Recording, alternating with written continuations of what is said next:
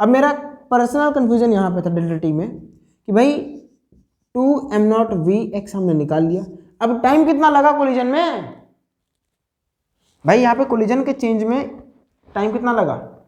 अब ध्यान समझना, यहाँ पे इस बात को समझना। अब यहाँ पे जाके आप बैठ जाओ,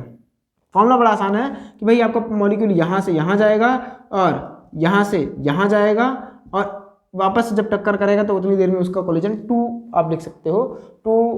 क्या होता है a/2v, सॉरी 2a/v, अब ये कर दोगे, है ना, नो डाउट हमें पता है। पर क्यों हम टाइम को डबल क्यों कर रहे हैं, फिर समझना कि डेल्टा टी है। अब टाइम कोलिजन में कितना लग रहा है, देखो कोलिजन में चेंज 2m0 vx आ रहा है, हमें भी पता है आपको भी पता है। ये जो कोलिजन में टाइम लग रहा है ये इसमें चेंज कितनी देर में हो रहा है। अब ध्यान समझना, आप यहाँ बैठ जाओ, एक बार के लिए ध्यान से देखो, यहाँ बैठ जाओ, अब यहाँ बैठ गए। अब ये मॉलिक्यूल यहाँ से जा रहा है, आपने भेजा इसको,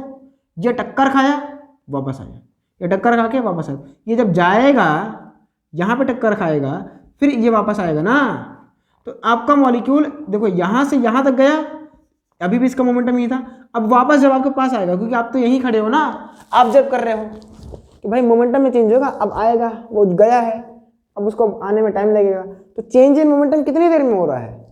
भाई। शुरुआत में मोमेंटम कितना था, m/vx इधर की तरफ था, अब यहाँ पे इसका मोमेंटम चेंज हुआ, पर आपको कितनी देर बाद पता चलेगा, जब आपका मॉलिक्यूल यहाँ से यहाँ चलाएगा ना, तो बताओ आपको पता कितनी, आप क्या रिपोर्ट करोगे कि भाई मोमेंटम में चेंज 2m0 vx हुआ है, और कितनी देर में हुआ है, जब मॉलिक्यूल एक बार यहाँ से जाके यहाँ पे टक्कर खाया और यहाँ से यहाँ तक यहाँ जाके। अब आपके दिमाग में एक डाउट आएगा, सर टक्कर खाने में आप डायरेक्शन बदलने में कुछ टाइम लगा होगा, हमने आपको बताया था KDG में कि ये वाला जो टाइम है वो नेग्लिजिबल होता है। तो आप टाइम कितना लिखोगे भाई, एक बार यहाँ से यहाँ गया और एक बार यहाँ से यहाँ आया, तो जाने में टाइम t, आने में टाइम t, तो टोटल टाइम कितना हो जाएगा 2t।